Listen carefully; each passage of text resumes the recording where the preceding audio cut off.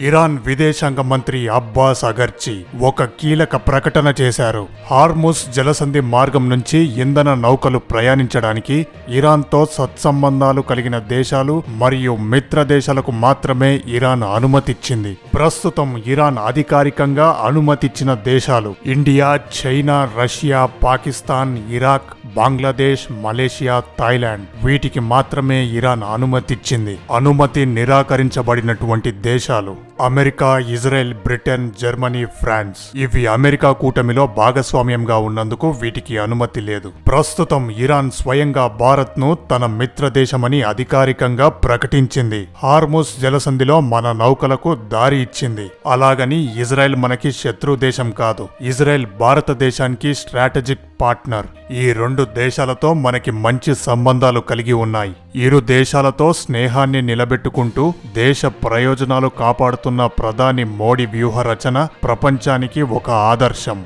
శత్రుత్వం కంటే సంయమనమే మిన్న అని నిరూపిస్తూ సంక్షోభ సమయాల్లో కూడా భారతీయ నౌకలకు సురక్షిత మార్గాన్ని పొందడం భారతదేశ విజయం.